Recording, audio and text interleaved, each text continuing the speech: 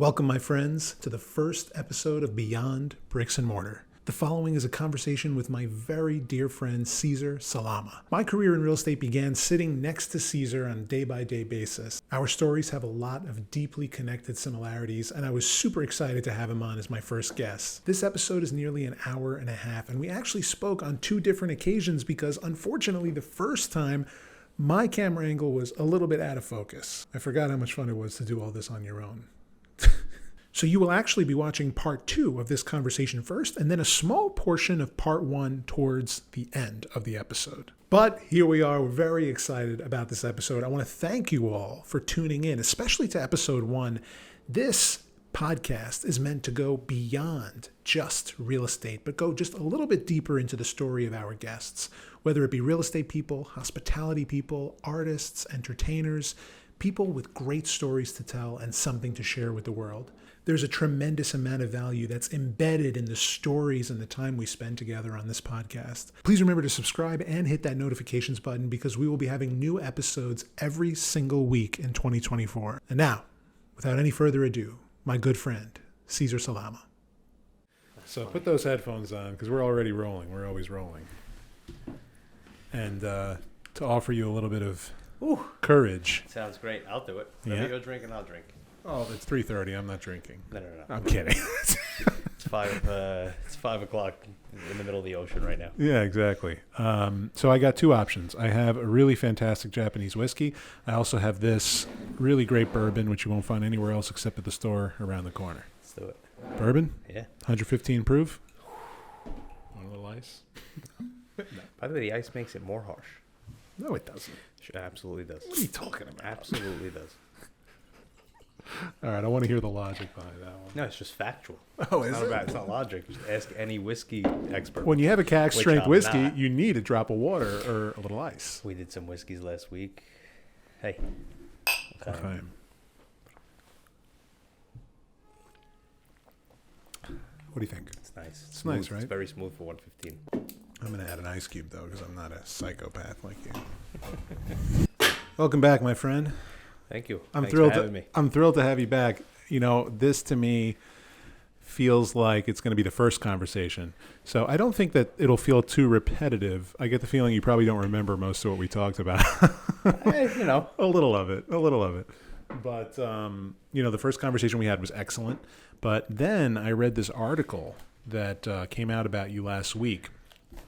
And there was a tremendous amount of detail and a tremendous amount to your story that I read that was surprising in an interesting way for me because I felt like I drew a lot of similarity to certain elements of your story, especially during the time of your struggles. I was like... People don't realize how hard it is to start in this business.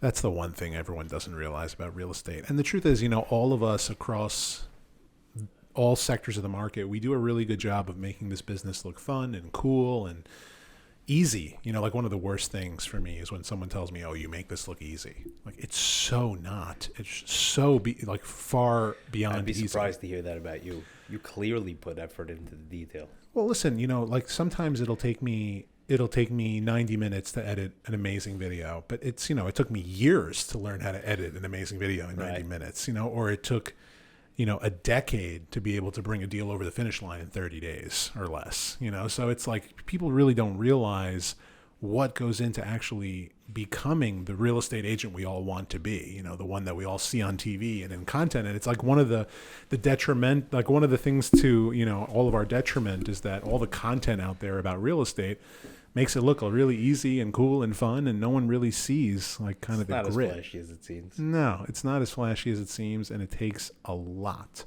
to reach the moment of success. But what I'll say to you is that when I was coming up with the concept of this podcast, it was very, very clear to me. It was at the forefront of my mind immediately that I wanted you to be the first interview.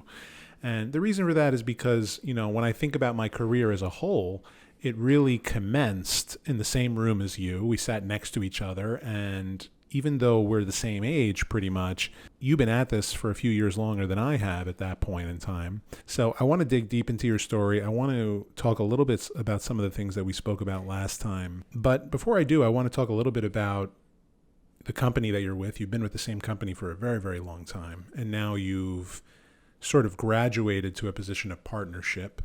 And you've kind of reached a point that you kind of always wanted to reach, which was you wanted to be the guy laying the bricks. Yeah. You wanted to be the developer. It's the only thing I wanted. Yeah.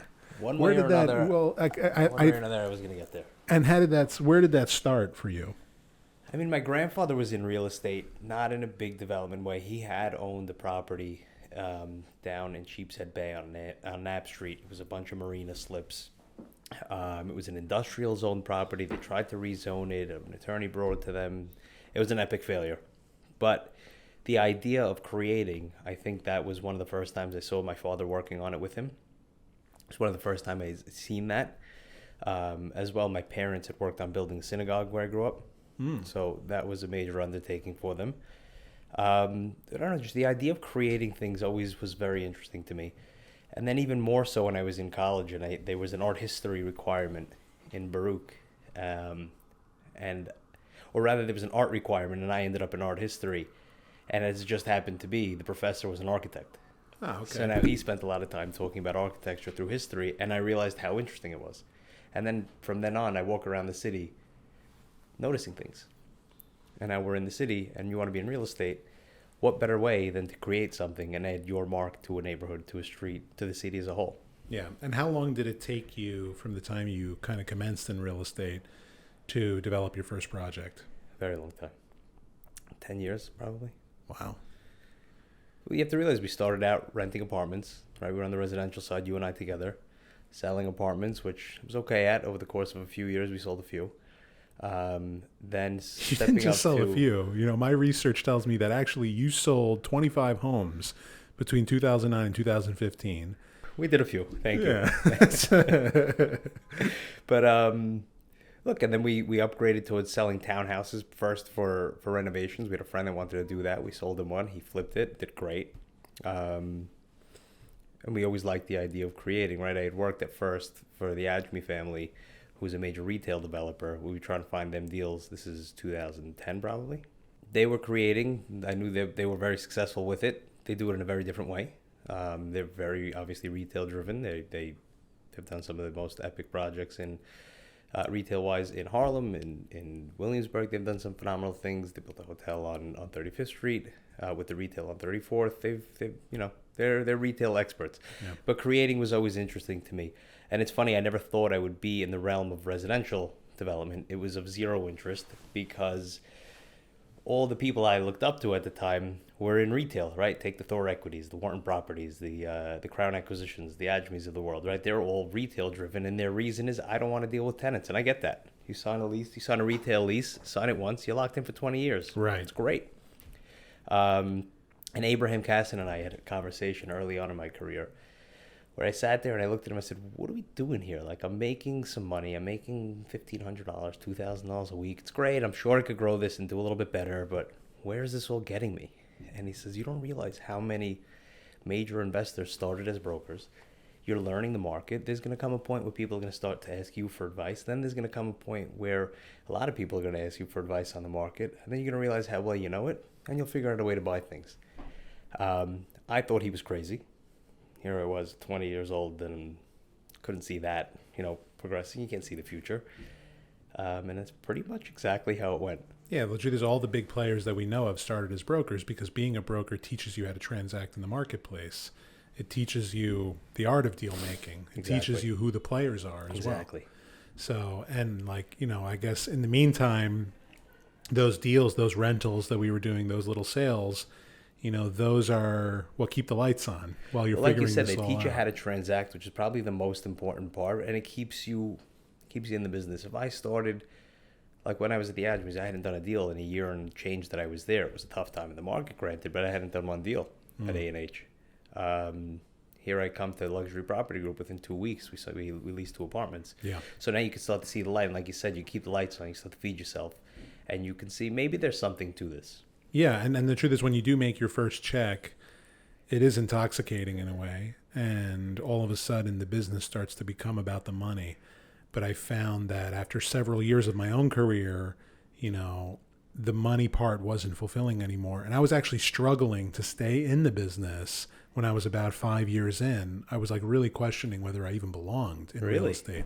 And that was when kind of the shift happened for me, and I went all in on content and really becoming all about my creativity. You know, I've always believed that, or not always, but I've believed over the course of the last 7-8 years that this is a business that you have to operate within the realm of what you love. Like you have to use it as a vehicle for the thing you love. Now, listen, if you love real estate, if you're genuinely passionate about real estate itself, then yeah, that'll be the gas in your engine.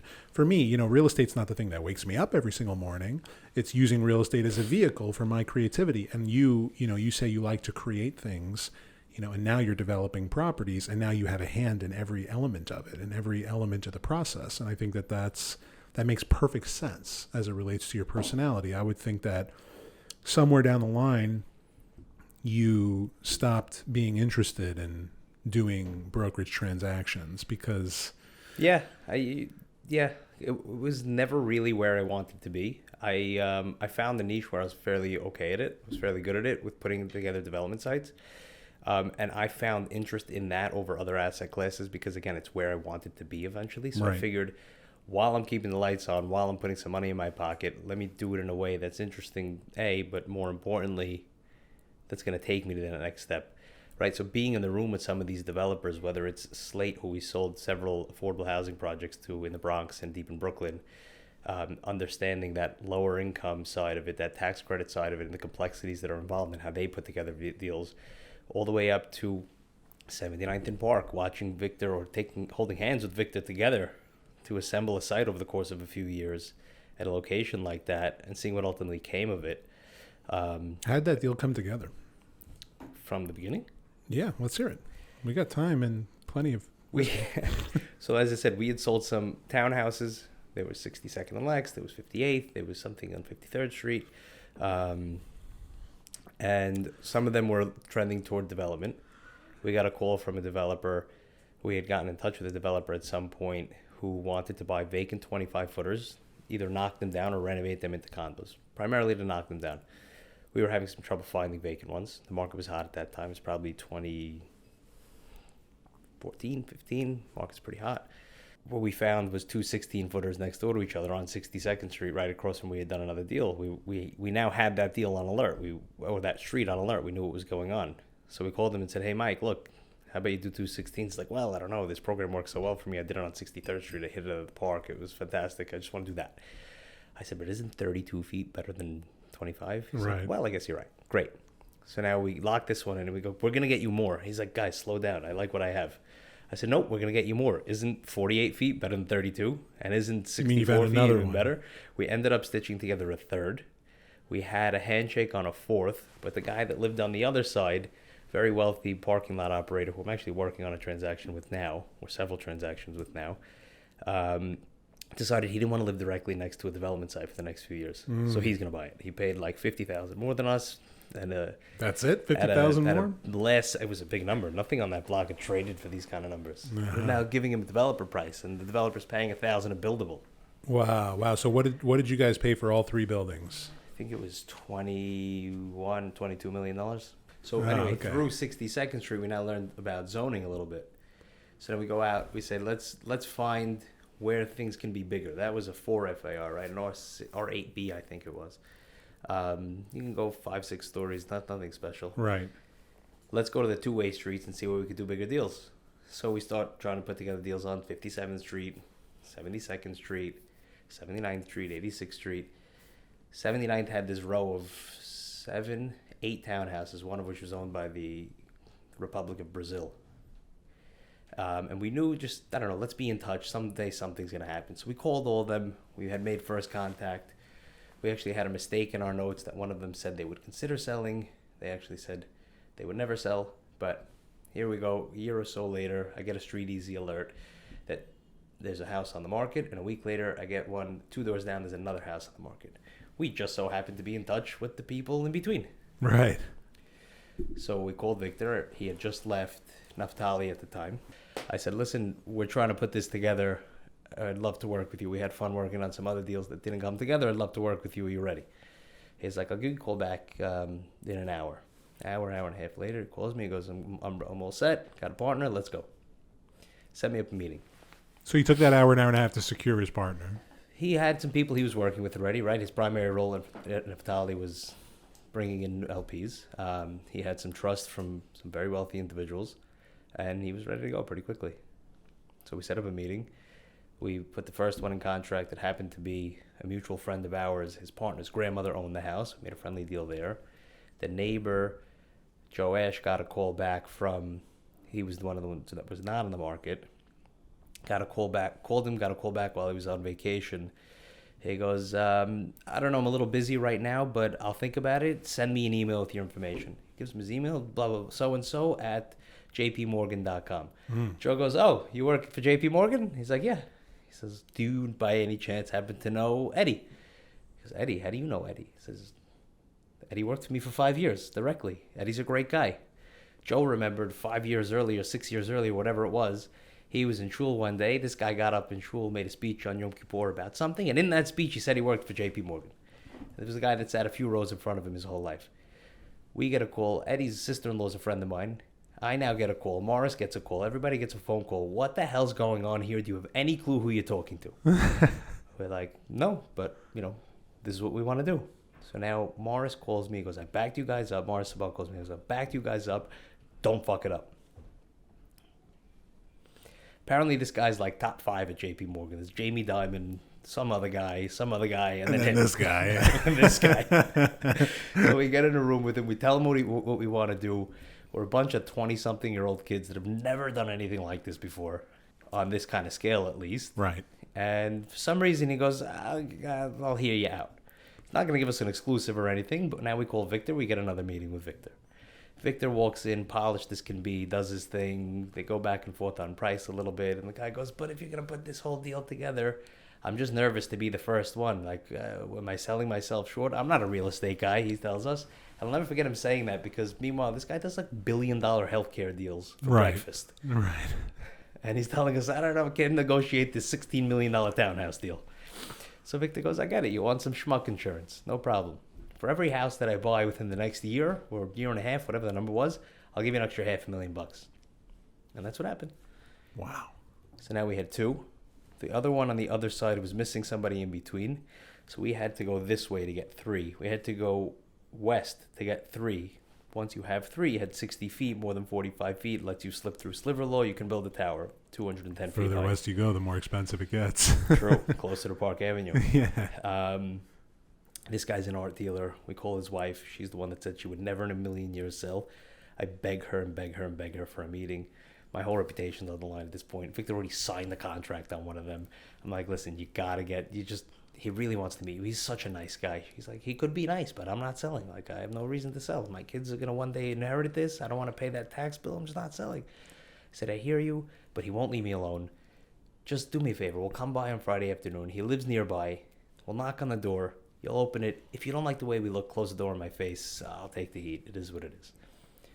I pick up Victor from his office. We go uptown together. He brings a box of chocolates and I think a bouquet of flowers because it was a Friday afternoon.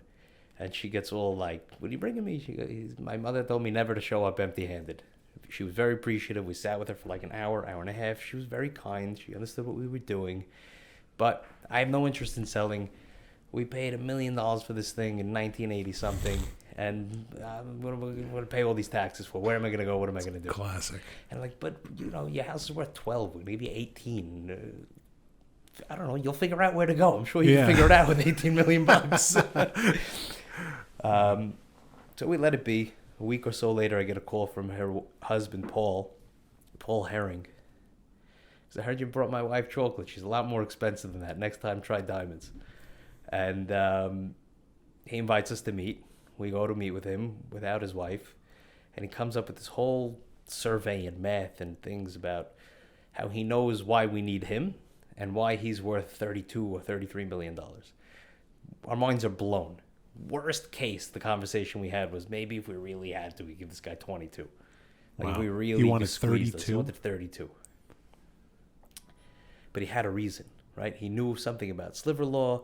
he knew something about that we needed him to develop. JP Morgan was the easiest guy because he was at a point in his career where he was sort of ready to move on. He had begun thinking about selling his home. Right. He didn't want to go through the marketing process. He knew the market was hot. And he said, all right, if I feel like I'm getting a little bit more, I'll be easy, which he did.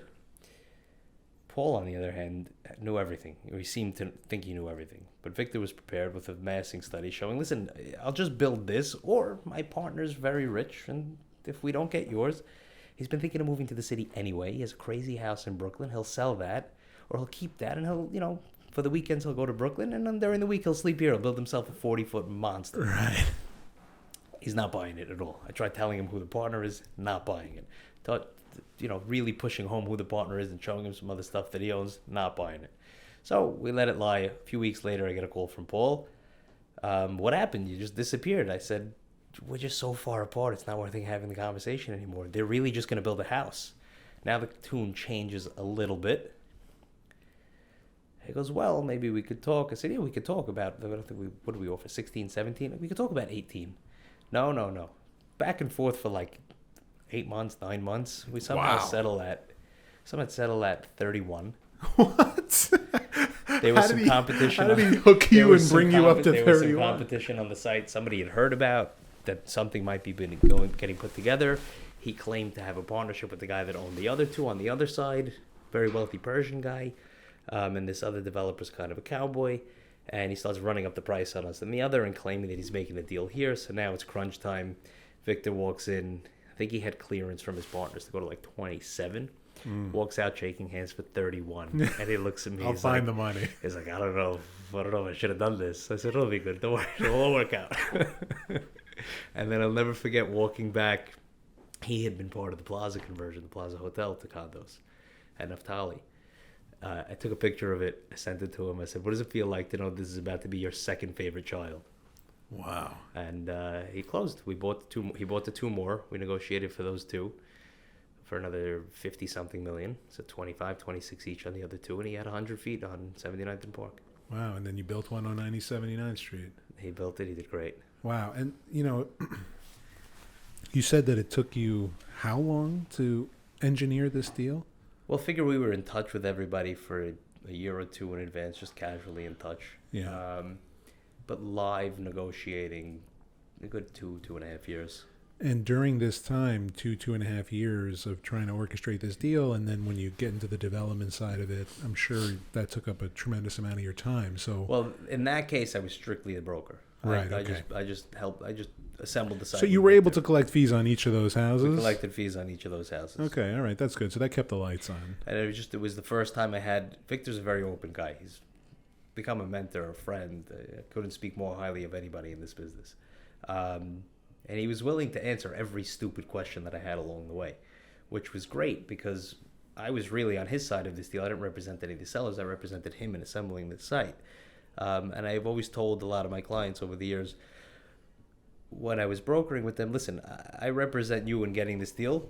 I'm your partner. Think of me as your partner. Talk to me openly. Once you close, it's yours. I have nothing to do with it. Pay me my fee. I don't have any decision-making power from there, but talk to me like your partner from here. And that building has sold incredibly well, and it happens to be a gorgeous, gorgeous building. And like I just said, the penthouse there just sold this year for $32 million.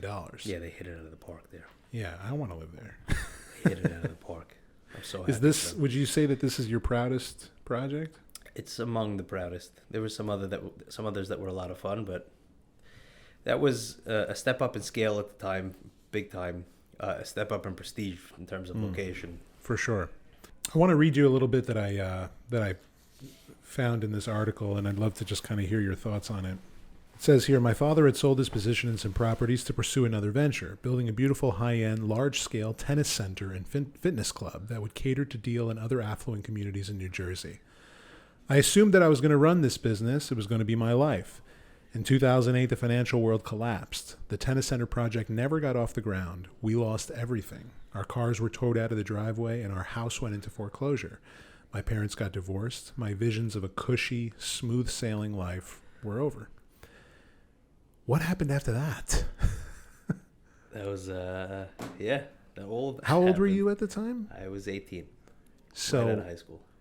At that moment in time, you had to figure out what the hell you were going to do. Yeah. I didn't know which way was up, but I just knew I had to do something, right? 18 years old, do you think magically somehow you're going to save everything? Right. Whatever job I could get at the time, there was a family friend through SBH, through Spartico Halim we had met, happened to know my family very well, who had a chain of retail stores in the Bronx and Queens. I went to work for them, children's department stores. That summer, I learned a lot from them. I learned about real business, real going to work. They had a school uniform division that was growing at the time. Right around that time, New York City was suggesting that children should wear school uniforms in the public schools. They couldn't mandate it, but there was some evidence coming out that test scores were higher, lower pressure on the kids, less competition, like who has the nicest pairs of jeans and whatever nonsense kids go through. So we came up with a plan, like let's get these schools into our stores. We used to drive around the Bronx, drop off discount cards that they could pass out to the students in the beginning of school, or mail out through the PTA over the summer. Give a little extra discount card to the PTA president, get them to come shop by us, and it did really well. Wow. And at some point in time, how did the transition in your mind go from doing that?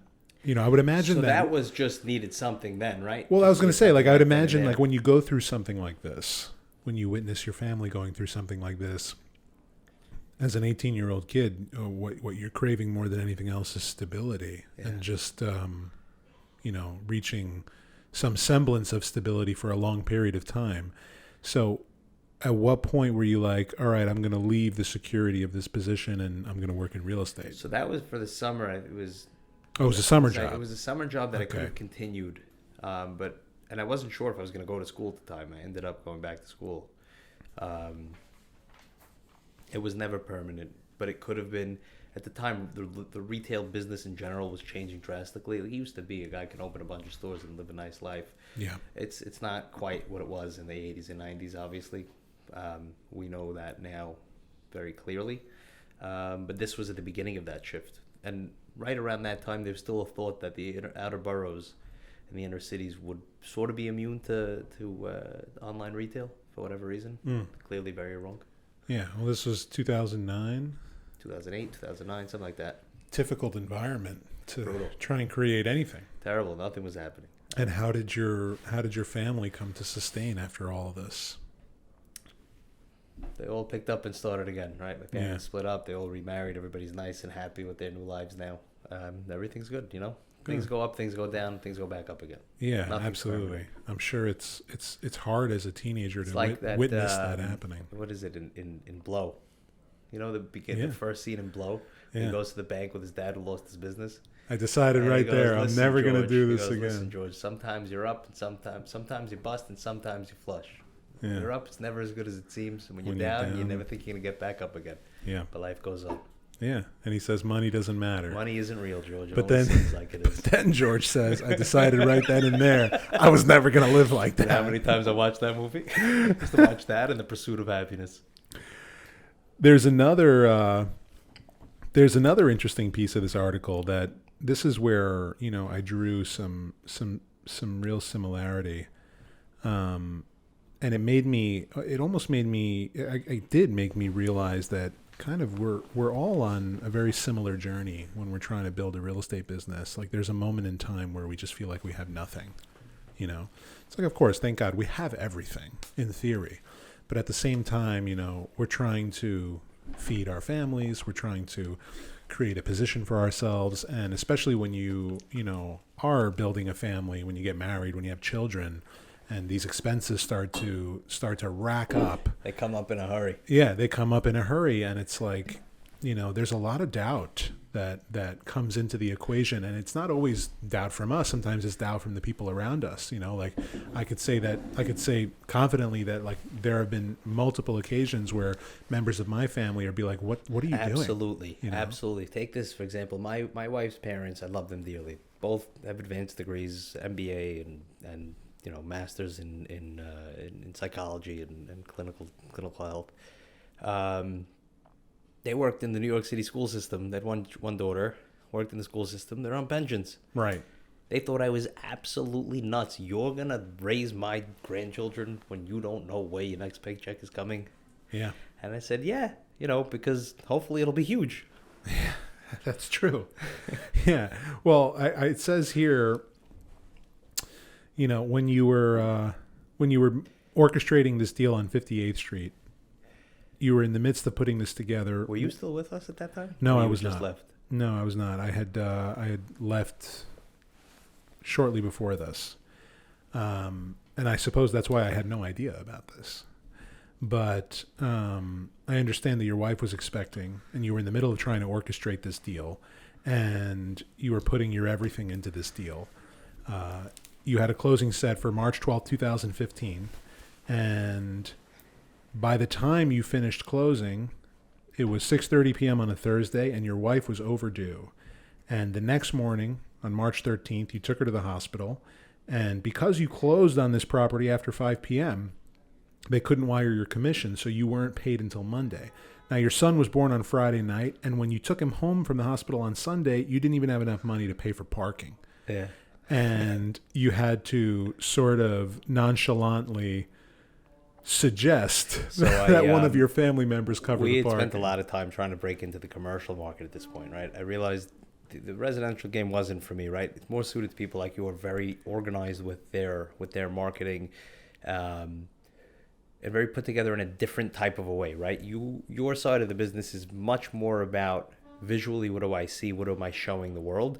Our side of the market skips some of that and just gets down to the numbers.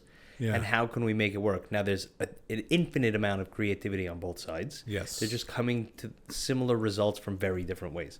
So now we're trying to break into commercial, still working with some residential clients, $10 million buyer, a $40 million building in Soho. Everything fell through in the space of like 10 days. And I come home and she tells me she's pregnant, and I freaked out. I was very nervous, like trying to do more, and now I'm doing less. I'm failing miserably.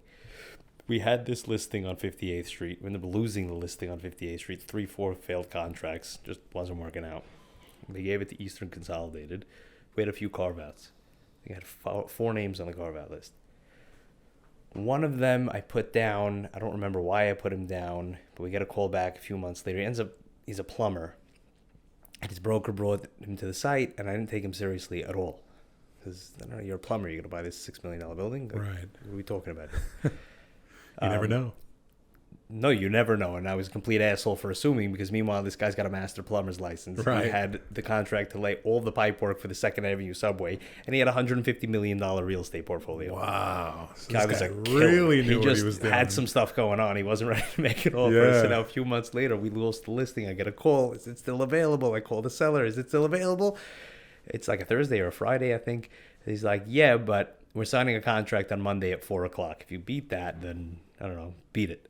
I call the buyer back. He goes, great, I'll be there at 1. 1 o'clock on Monday. I swear to you, that's exactly how it happened. His lawyers showed up, marked up the contract. He sent his son at about 1:45, showed up with a check for $625,000, put down the deposit. The contract was now hard, and we beat the other broker by about an hour and a half, 2 hours. Wow. You said something interesting. You said that, in your world, you guys skip beyond sort of the visual element of it. But actually what I think that is that in commercial real estate, it's a business of the brain, but in residential, it's really a business of the heart. It's emotional. Yes. People buying homes. Much more eloquent way of saying it. Well, listen, buying homes and selling homes is an emotional process, and that's why when you're marketing a home, the key is to tell the right story and to target the right audience. It's like, of course, we want marketing to be broad because we want to get, hundreds of people through the door. Because, listen, if you host an open house and there's 20 people in the room at the same time. It's a feeding frenzy. Yeah, exactly. But it's only your target buyer, the one that you're really marketing to, that's the one that comes in, falls in love, and pays a premium. Because the vast majority of sellers in this market want more money than the apartment's worth. How you set it all up. And I've learned that a lot through being on the development side. They're seeing not just the effort that's put into the planning and making sure that every inch of the experience of seeing this building and seeing this apartment is curated in such a way that you could imagine yourself living that life. All of this has to be thought about. And that's why we try to pick where we're developing, we try to pick very particular markets and very particular streets. I'm not interested in building a medium building or a small building on a two-way avenue, on a busy street. It's not for me. Right. Not on a retail block. We're going to do something small, which works very well in Brooklyn. Small to medium works very, very well in Brooklyn. It's going to be on a quiet block. It's going to be on at 16 Monroe Place. It's going to be at 171 Callier Street. It's going to be at blank Fort Greene, which we're closing on in January, God willing. You can feel yourself coming home to this place. Now, we move to bigger projects, like the stuff on the waterfront in Brooklyn, like these highly amenitized large buildings on the Upper East Side or anywhere in Manhattan for that matter. Yes, they still try to get a corner for obvious reasons. They still try to have a side street address because would you rather live at 250 East 73rd Street or 11 whatever 2nd Avenue or 3rd Avenue? You know? But that feeling matters less in a large building because the amenities and the doorman and the scale of the building sort of makes up for that. It's its own community in a different way. Well, we're all trying to break the mold in some way or another. You know, like I'm trying to sell a commercial asset now. And the first thing that came to my mind when marketing this product was, how are we going to change the conversation in commercial real estate? You know, the vast majority of, or in fact, all of the conversations. This is the best example to me of what I just said, actually. The best example. Well, listen, all the conversations in commercial real estate happen broker to broker or broker to investor. But there's pretty much nothing that goes directly to the consumer. So that was one thing. You know, and in breaking that mold, I wanted to apply this concept of target marketing to a user because the truth is we have this gorgeous, massive building in Chelsea, but we're asking a zesty price. And in order to get close to that number, you need to target the user. You need to target the person that falls in love with the product for themselves. And that's what we put together. That being said, the vast majority of our showings are happening to developers, to hoteliers, to car collectors. So, you know, the way I tried to change the experience of coming to see this building is as follows. Whoever wants to come to see this building, I send them transportation. You know, when they come through the door, they're offered a drink. You know, this is unheard of in commercial real estate. People don't show up to see a building, or people don't, you know, have transportation sent for them. Like, there's no element of hospitality. No, we have that mentality that, like, the more quiet it sounds and the more unknown it seems, the better deal you think you're getting. Right. True. Yeah. And I just think that, you know, most of the time a broker's not even present. You know, when so it's like, you know, it's like, hey, here's the keys, you know. But I don't leave. You know, listen, I don't believe in leaving it to the buyer to, you know, build his perception of the property. You also happen to have a very unique asset there in a very unique location that deserves a different. If it was a dump, it'd be a different approach. We're going to do this for a 30-unit walk-up in East Village. Right. But listen, Newmark had this building for years. They did nothing with it other than putting a banner on the building, you know, and that's what majority of these people are doing. And I just feel like there's a lot to be said about changing that conversation, that experience of marketing and seeing commercial real estate. And I think that because there's nothing that goes directly to the consumer, when the brokers aren't working, the market's dead. So there's a lot of commercial brokers that try to do things in different ways, and I commend them for it. And very often they're successful. But what I found interesting there is I don't know a single commercial broker that I've ever met that can quite present that property in the way that you can. Whether or not you guys get this zesty price, I hope you do. If we don't know, we'll find out. But thank you for saying that. But I think, it's a very interesting spin on it, right? Because, like you said, you have the ability to tie into that emotional side of the real estate decision making, where we're less concerned about that. We're just more concerned that let's get that. Right, and I have to help people see beyond the numbers. Right, which, again, this property is extremely unique. It's in a very interesting location. It's got incredible ceiling heights, incredible visibility in and out, but also incredible amount of privacy if you want it. Yeah. You know what I'm reminded of from your story about, you know, orchestrating the deal on 79th Street is that there were two holdouts down in Chelsea at the building across the street from this asset. You familiar with the Cortland? Yes. Related building. Yeah, the U-Haul, the old U-Haul site. Yeah. So there's two holdouts on that property. The buildings they're both on 22nd Street.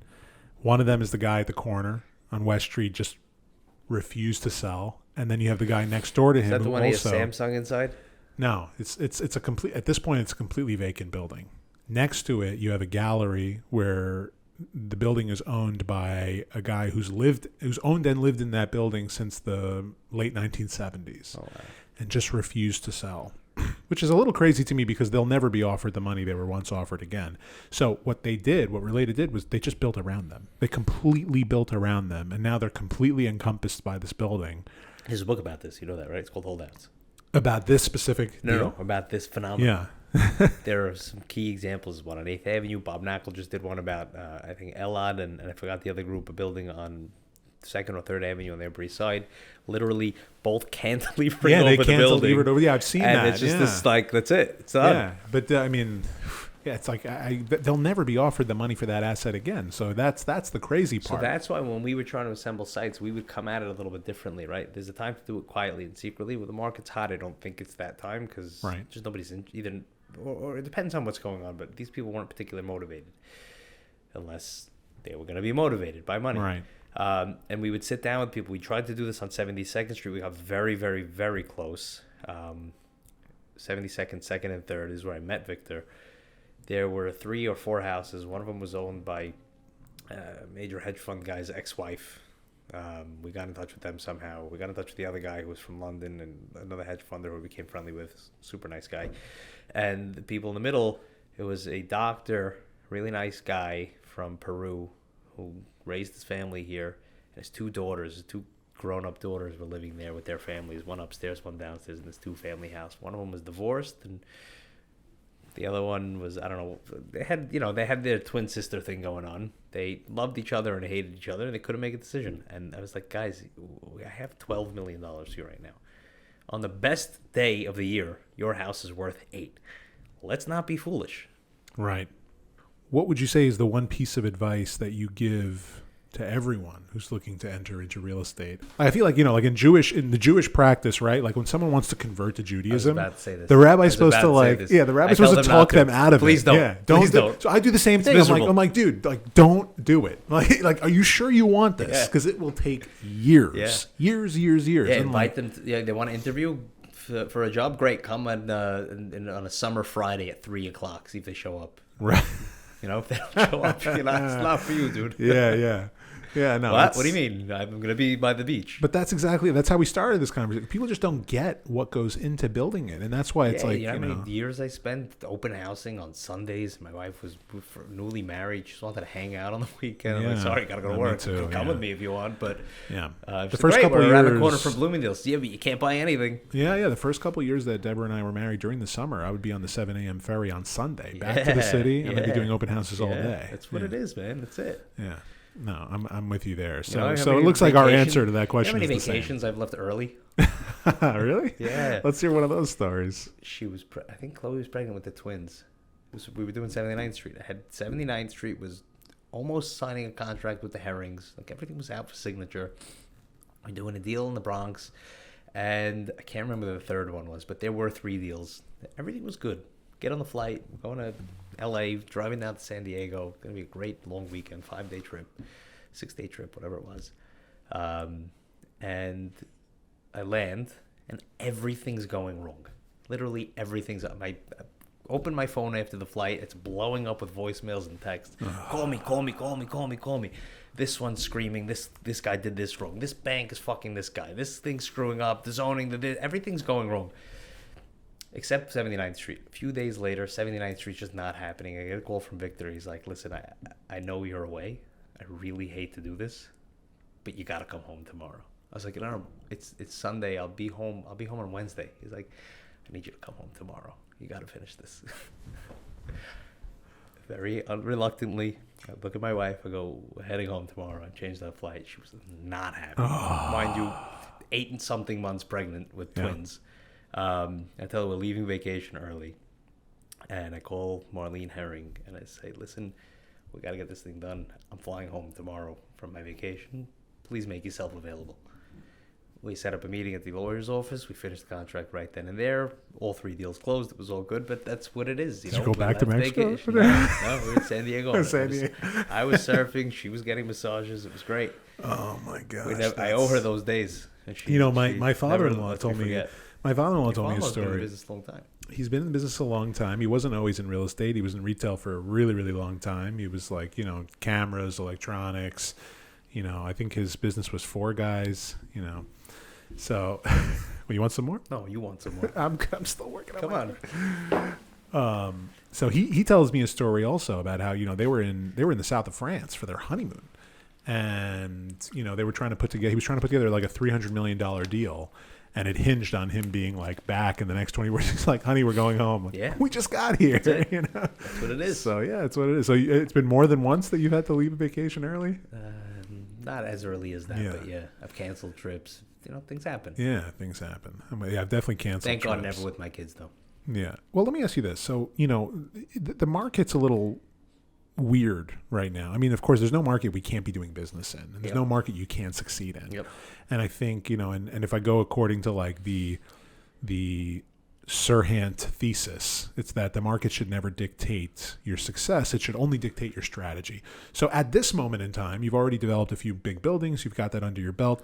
What is KSR's strategy at this point in time? It's very, very simple. Don't be afraid. Right? Be aggressive within reason. We underwrite. We just always underwrite very conservatively, but be as aggressive as we've ever been. How do you feel about New York as an investment ground compared to some of the other outer markets? Well, that's why I like it. Right? When everybody ran away, cap rates started to come up a little bit, and New York suddenly was the discount, slightly to other primary markets, Florida, Texas, Chicago, not Chicago, but Florida and Texas in particular. Now with the rates having jumped up, people are afraid. A lot of debt is coming due that they're going to have to cash in or just sell or lose to the banks. And we have a long-term view on it, right? In my career, multifamily buildings in New York City have never traded at a walking-in 6.5, 7 cap. Never. No, it's like a 3. It used to be a 3. Well, when it was hot, it was a 3, but typically, 5. If it's really good, your new stuff, 4.5. We're seeing deals all day long at 6s. 6 is the new 5. Wow. And we're building the right deals that we want north of an 8. So we can keep that forever. We can sell it when the market stabilizes. We just have options later. I feel like I just want to give you a bag of money and be like, here, turn it into something for me. It's very simple. Buy when others are not. Yeah. Thank God we're in the position where we can. We have access to a lot of information through the brokerage, right? We're the biggest leasing brokerage in Manhattan, in the entire city. It's amazing what you guys have 500 become. plus leases a year. I feel like when I was there, you were just scratching the surface. It was just the beginning. It was really just the beginning. And I always look back on my time at KSR really, really fondly. It really was like the commencement of my career, and I feel like I made so many mistakes there. It's funny that you say that, because I always found I learned a lot from you at the time. Well, that's just because very organized, put together. It's just because we had. That's fine, leave it. We just had, we had different approaches to this whole thing. So I think it was kind of like when you have two different elements, you can harmonize them. So I think whenever we had a conversation, it was a good conversation. I remember I used to look at you like, this guy thinks he's selling Fifth Avenue apartments, and you were so sure about you were going to sell Fifth Avenue and Park Avenue. I was like, who the fuck's ever going to talk to me about Fifth Avenue? That's never going to happen. That was one of the reasons why that side of the world didn't work for me. I never saw myself doing that, but I don't see an issue with building a $300 million project at some point.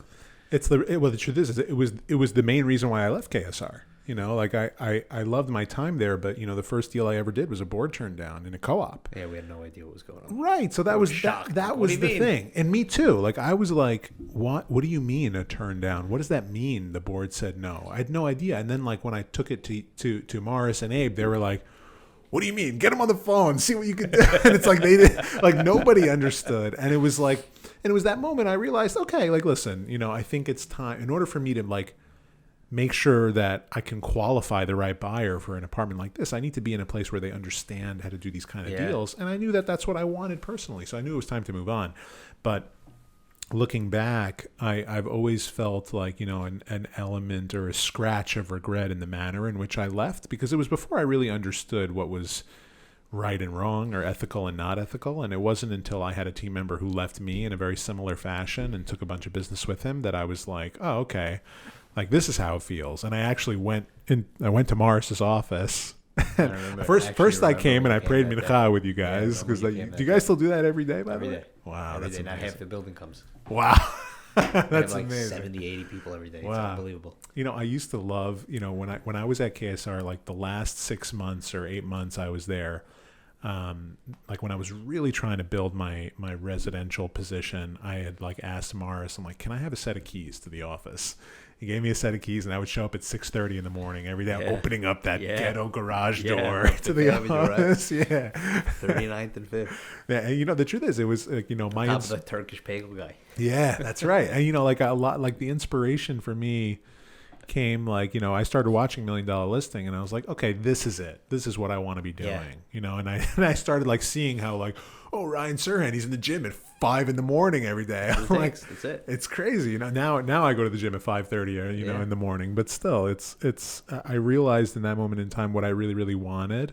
But yeah, like I have very, very fond memories of my time at KSR, and it's so great to see what you guys have put together, because now when I drive around the city, there's orange banners on like every other building. Thank God it wasn't easy. We spent the first few years like convincing people we deserved to be in the room.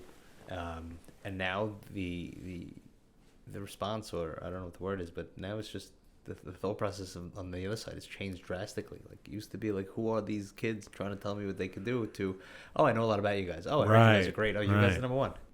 COVID was a big change, right? Everybody else went to hide away at their house in the Hamptons, and we were just really hungry and wanted to feed our families, so we tripled down on New York. I'm the same. I think 2020 was one of my best years. I sold 27 homes in 2020. Did you really? Yeah, because You're for real? Yeah. So my average price point before COVID was 5 to 8 million, and I just needed to reduce that, because the one thing that we were doing at the time was we were tracking data for years already. We were tracking data in the market, and then when COVID came, we were still tracking data week over week and submitting reports to our clients on week-by-week basis of how many contracts were being signed per week. Now, if you looked at the market above $4 million, it was zero. Like, that metric always confused me. What? Contracts signed per week. Really, why? Like, just that a given week might be an off week. Like it's too true. It's too frequent. True, but seeing contract volume gives you a sense. Transactionally, what's happening in the market. Monthly, yearly. Listen, monthly typically, if you have over 20 to 25 contracts signed above $4 million, it's a good week, good decent week. If you're breaking 30, it's an excellent week. But that market was at zero for like 5 or 6 weeks, maybe 1 or 2 contracts here and there. Did you sell that apartment in Trump? Was that you, guy from Deal? Well, I sold a apartment in Trump Tower. The one that was a crazy deal, not in Trump Tower, in Trump like. Oh yeah, The guy from Jersey bought it. The doctor. Yeah, that stole was that. Yeah, he stole that. That was a $5 million apartment. He got it for 3.3. Right? Yeah. Sick.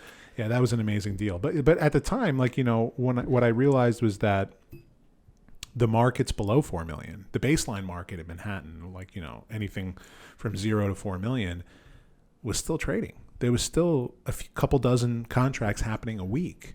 And it's what I found is that market is always resilient to whatever market conditions are going in, and that's like the key example of New York being either New there York. are people there. Correct me if I'm wrong, but either there are people in that price point that have always been in that price point and they're just transacting because they need a home, or the people that were at 4.5 million aspirationally adjusted expectations. Like, I'm just going to buy here right now. Or people just believe that, the people who believed in New York were like, now's my opportunity. Now's my opportunity to buy at a discount. I remember seeing apartment deals those first few weeks. Like, I couldn't get anybody to look at them. And then we were out of that market completely. But I called some residential friends of mine. I was like, what do you got? And there was some steals. I just couldn't get anybody to look at them. And so, like in reducing the price point, we just went after every listing, and we were doing pitches on Zoom. Wow. And then, we were only off for 3 months, 3 months. And then, real estate was. Yeah, I was back in the office in May. June. June 2020 was, I think it was like June 21st, 2020 is when real estate reopened. Yeah. And even then, like, we were the only ones in the office. We were doing construction on Graham Avenue, so we were able to get considered a what do they call it? An essential business. Essential business, yeah. So we were able to open the office. It was a game changer getting out of the house. Yeah, no, for the little kids. that's the thing, like, and once we were back in, even for the following 3 to 5 months, we were really the only ones in the office. Yeah. Other than like a handful of people, Yeah. and Element had huge offices. Everybody checked out. And that's where I just kind of went nuts, so I lowered my price point focus, and we got every listing we possibly could. And between those listings and a couple of buyer deals, it turned into like 25, 27 quickly, homes. that's an amazing number, but it's amazing how quickly it went from, what are you guys calling me about? The world is shut down to, wow, you guys are the only ones hustling right now. Like within the span of a few days. Yeah. Oh, well, our pitch to everyone was like, actually, no, the market's like, people are buying. You just have to be out in the market. You have to be out there marketing actively. And like, of course we have to give a little as it relates to price. But if you want to sell, you can still sell. People always want to sell, so, and we always advise, I always advise my clients, like, to not consider seasonality when they're considering when to market a property. Like, I've done some of my biggest deals in November, December, and August, and that's because ever since Street Easy was created, and then once Street Easy went mobile, you have to consider the fact that people are always searching, which means if they come across something they like, they're going to make an inquiry and they're going to want to come and see it. It doesn't matter what time of year it is. And, now that the broker, the buyer's agent has become irrelevant in the context of finding the home, at this point, like the value that a buyer's agent adds is not in finding you your home, it's in facilitating the entire transaction. So because finding the home is no longer, you don't need a broker to find a home anymore, information is readily available to everybody. Do you find much times. More frequently on your listings, buyers know about it on their own and bring in their brokers for whatever other reasons? No, still a vast majority of deals are happening broker to broker, but I could tell you that in probably 80% of the buyer deals I've done, the buyer has sent me the home they want to buy. So yeah, in that deal you were referring to at the Trump Palace, that was a one-shot deal. Like I sent them a selection. Was that on the market? Yeah, it was on the market for some time. I remember hearing about that. What happened was this is the nicest apartment in the building. They renovated this thing top to bottom. They put almost $2 million into it. They never lived there or something, right? They lived there for like a day, and then COVID happened and they just decided to pick up and leave. And they were one of those couples that just believed New York was dead forever. They're like, we need to literally escape New York. It's sinking into the water, they thought, so they listed this property for like $4 million. It's worth $5 million. So somebody would have asked $5.5 million, and this was the first one on our list of 4 to see that day. We showed up to see it. We had a decent showing. I had like a little conversation with the broker in a corner of the room, and my clients were roaming, and he said, "Listen, a deal can get done around 3.5." So I looked at him like, really? Like this, you'll sell this barn for $3.5 million? And he goes, yeah, they won out. So I was like, okay. So anyway, we get in the elevator, we go downstairs, we get into the lobby, and the buyer looks at me and he goes, listen, I want this apartment, cancel the other appointments. I'm like, are you sure? He goes, yeah, I want this apartment. We love it. It's the first apartment they've ever seen in New York City. Like, they live in Deal, New Jersey. They never went shopping for apartments before, but they saw this apartment, they fell in love, and listen, I don't blame them. It was a phenomenal unit facing the park, brand newly renovated, separated kitchen, multiple outdoor spaces, like just absolutely incredible. Over 30 floors up too, so the views were just sensational. And he was, so I'm talking to the buyer, he goes, yeah, listen, make an offer at $2.8 million. So I'm like, listen, I don't think we'll get it done at $2.8 million. He goes, make an offer at $2.8 million, and I want all the furniture. So, okay, fine. I made an offer at $2.8 million.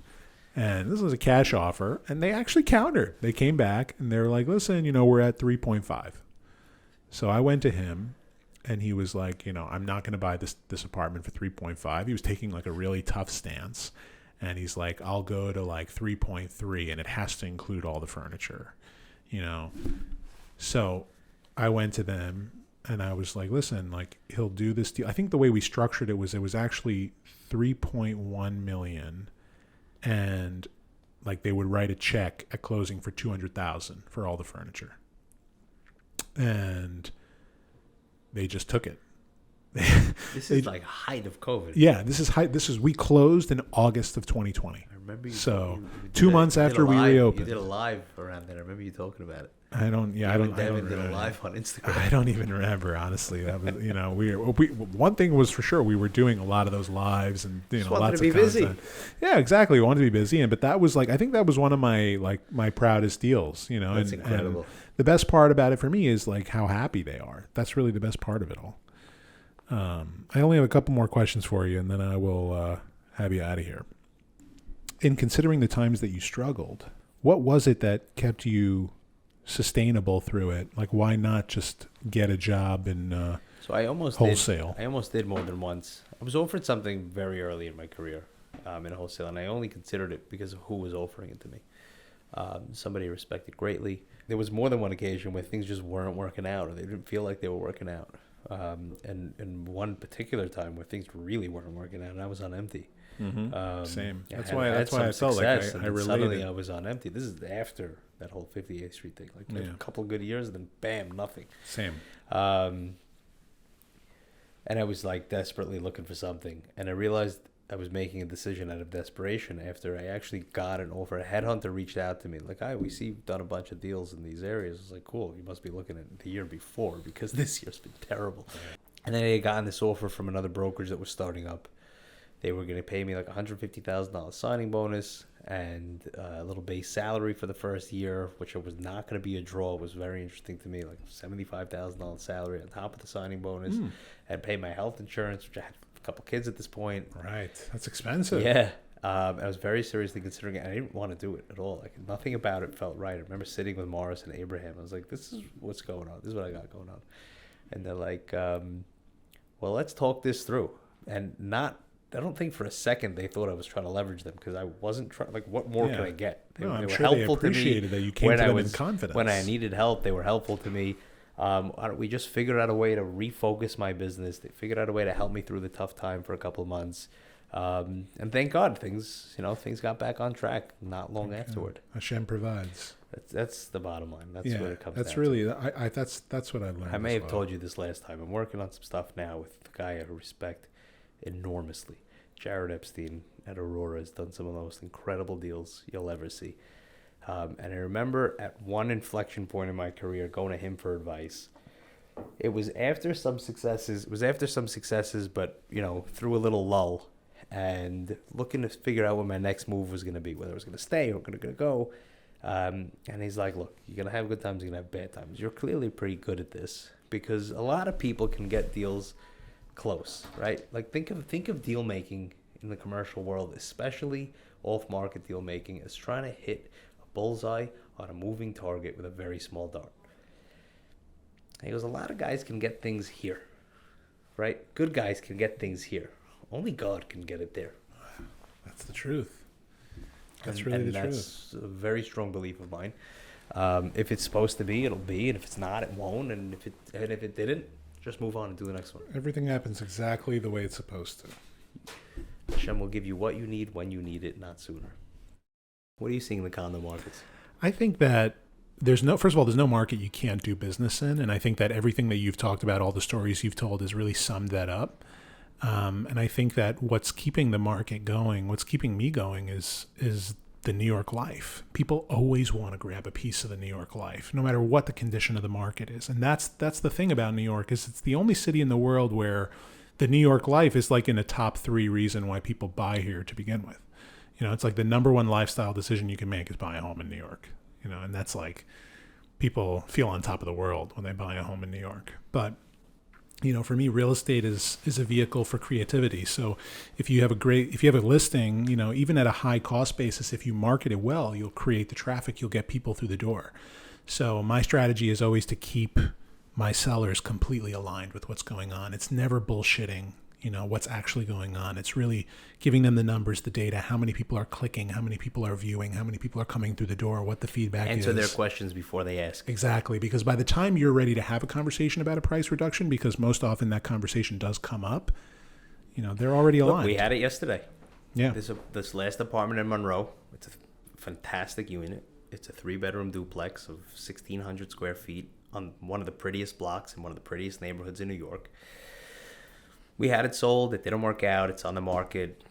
we're ready. Like I said, we just signed for our next deal. We're ready to move on. So you know what? Can I hold out for every last penny, or do I sell it and move on? Right. Probably sell it and move on. Listen, it's a volume game, right? So it's just about doing the deals and moving forward. As long as I'm returning to my investors what I promised them I would. Yeah. That's all I care about. I will say, what you asked me what I'm seeing in the condo markets, I would say that my strongest metric, over the last decade has always been days on market. I've always sold properties faster than the next guy. And that's because my focus has always been on marketing. It's always about bringing people through the door. So when you have 20 people in the door at the same time at an open house, naturally there's a little bit of urgency there, and you end up selling, a home in a week or two. So like for the last 7 or 8 years, my average days on market for everything I've sold was around 90 days. But now I've never seen it take this long for units to unload. And I think that, and I mean more. And you're selling on the high end. Yeah, in the high end. So anywhere between like 4 to 15 million, it's just taking time. What is it that's different right now? I think people are hesitating in general. People are hesitant to spend money. At that price, it's not interest rates. Right. No, it's not interest rates. I mean, the truth is the people who buy luxury property, a lot of them pay cash, and even the ones that don't have high enough income that the interest rate doesn't really matter to them. I think for developers more so when they see that like a third of their basis is going to be interest payments, that's really fucking scary. Well, that's why it hits our side before it hits your side. Right. No, it makes perfect sense. But listen, I had a townhouse on 61st Street that it took 1 year and 3 months to sell it.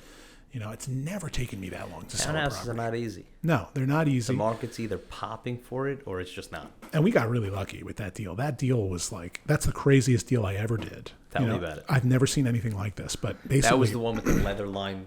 Yeah, elevator. with the ostrich elevator. That was wild. Yeah, did I bring you to see that? I saw your videos, which your video production quality, I think, is excellent. Thank you. But this was interesting. So do you shoot those yourself? Sorry to cut you off. Most of my videos I do shoot myself. Now that I'm with Sirhan, I do give a little bit more to them to do. Like they'll do production films for each listing. They'll do property tours for each listing. If it's a signature listing above 10 million, we'll have Ryan come in and give a tour of the space. But I always add my own piece of content to the mix. I feel like I always want to make sure that my vision's represented in the work because I feel like I know what the audience wants to see. And I have this tiff a lot with various creators. Like photographers are a good example. There was one time where I had a photo shoot at a listing with a photographer that I never work with him now, but I didn't normally work with him at the time. And when he came in and I said to him, listen, let's shoot this room straight on, lower your tripod a little so that the ceilings look high. And he said to me, oh, that's cute. You want to be involved? I said, oh, okay, I'll tell you what, you shoot it how you want. I just want you to know you'll never, ever shoot for me again. I only work with creators that are collaborative, that are willing to be collaborative in that context. But coming back to this townhouse, we put it on the market 1 year and 3 months ago. And, we were showing it a lot. I think I showed it 50 times, which is a big number. And pumping ad dollars into it. I think I spent like $3,000 of my own money just in advertising it, over the last couple of years between street easy features and just anything I can to increase exposure and get more eyes and more asses through the door. Eventually we had a Japanese investor come in and they loved the house and we had a deal for $14 million and we're asking $16 million. Now we went through weeks of back and forth negotiation with them. And it's like, it's a residential deal. It's a townhouse. Like this is supposed to be simple, pretty much straight to the point. You don't like it. Right. And by the way, it's a fully renovated house. It's not like we're dealing with like, these environmental inspections or anything that's decrepit or anything that really needs to be addressed. But nonetheless, we have a deal at $14 million. The client wasn't really happy with this price. And the promise that we made to him while we were going through the motions of this deal between accepted offer and entering into contract was we're going to push the hell out of this house to everyone who's come to see it. We're going to try and get you a bigger offer. And that's what really kept the engine moving and kept him on board with the deal. But anyway, once we have an accepted offer, we go through due diligence, again, weeks, and then the contract goes out, and the contract was out for 2 weeks. Once a negotiated contract goes out, it's 24 or 48 hours. Sign it and send it back. You mean the contract was negotiated and sitting there for 2 weeks? Exactly. It was already, like the contract was done. That's something we see, not you guys. It was in their hands for signature for weeks. And by the way, you said what you just said, that's something we see, not you see. They're multifamily brokers. This is like their game. This is what they do all the time. So I get a phone call. This is like a month ago. I get a phone call on Sunday morning, 10 a.m. It's a Japanese broker. He's like, oh, Ariel, I'm sorry. They're not going to proceed. I'm like, I literally said this. I'm like, what the fuck are you talking about? He goes, well, they got really freaked out about the rainstorms in New York City. Like complete bullshit. Things that didn't make sense. I'm like, what are you talking about? You even came to see the house after the rainstorms to make sure there was no flooding. This house is solid as a rock. This is Noah's Ark, this house, I told the guy. And he's like, oh, they're seeing news about New York and this and that, and they don't want to commit. So, okay. So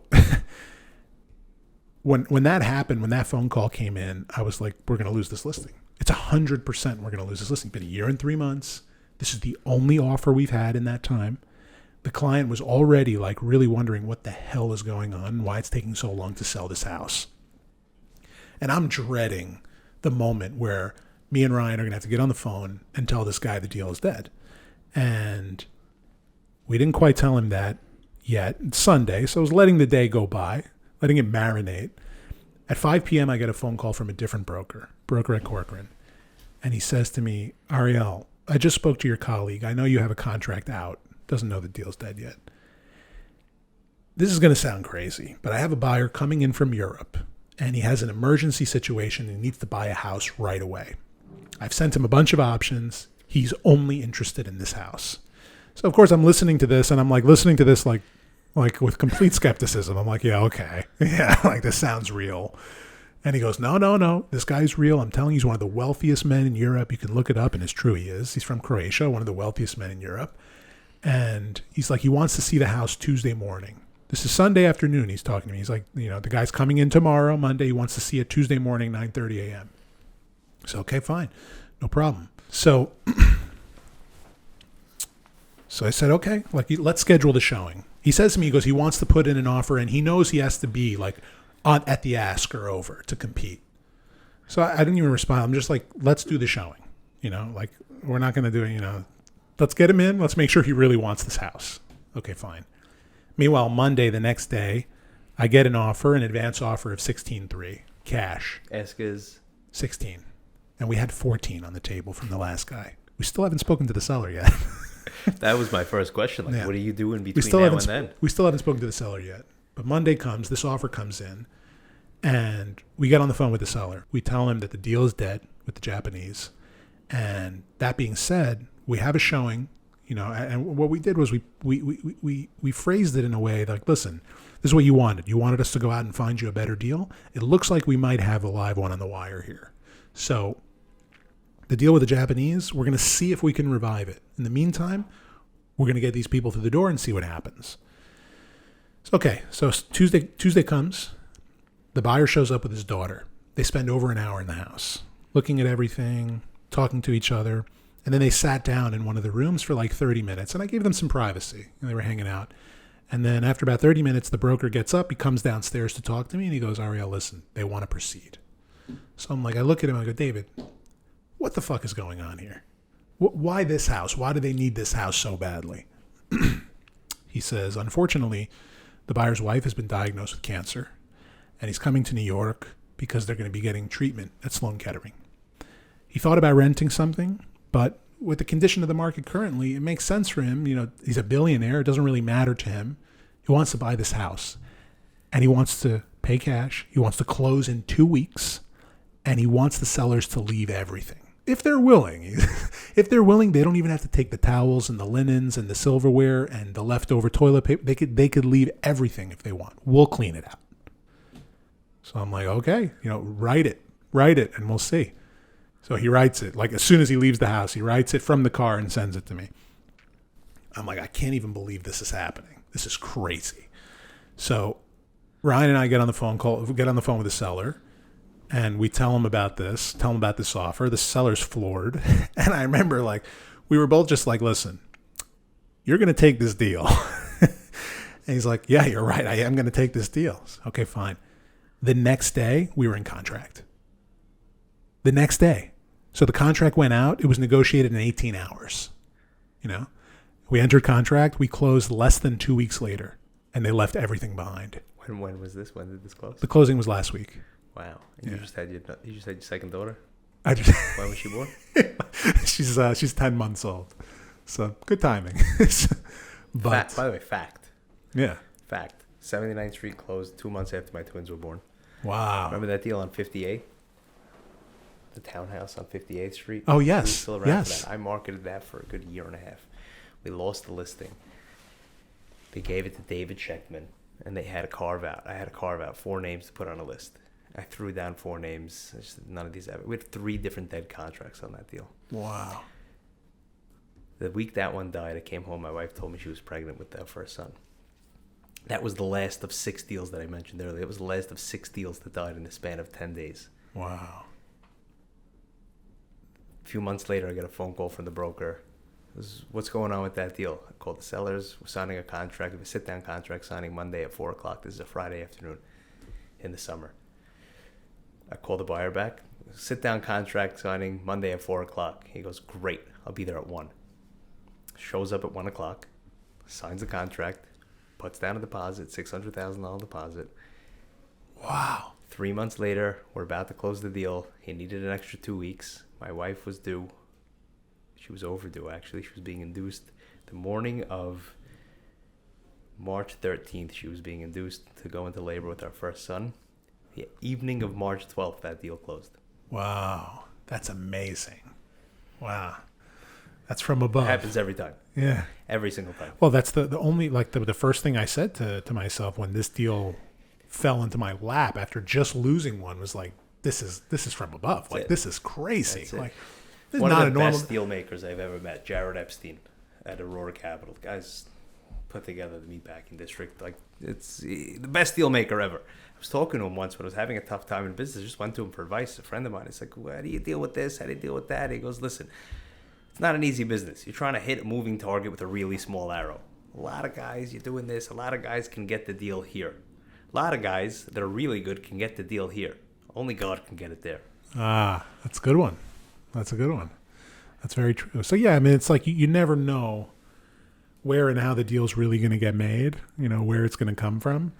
But, like, that situation, even Ryan said, he's been in the business 15 years, and he's done billions. He's done some of the most interesting right, and he deals. said, I've never seen a situation like this. So it was just really, really, really crazy.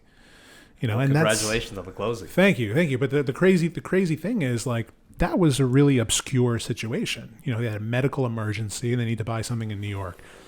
It was completely unrelated to the market or anything else. Like, if that buyer didn't exist, the house would still be on the market with another broker. Right. Right. And I texted the Japanese broker after we closed and I said, we just closed for $16.3 million. I guess everything happens for a reason. Dude, that's an incredible story. I've never heard anything like that. Yeah, it was a pretty wild moment. And the broker from Corcoran, is that somebody you've done deals with in the past? I haven't done deals with him personally, but he works with Deborah Grubman, who's a legend, an absolute legend. And I've always wanted to be on the other side of a deal sheet with her. So, like, when I met her, because she came to see the house with him, I said, since I started this career, I've been seeing your name. So I've always, it's a real honor to be on the other side of a deal sheet with you, So she's a real industry titan. Yeah. So, but you just never know. You just never know. So, dude, this has been great.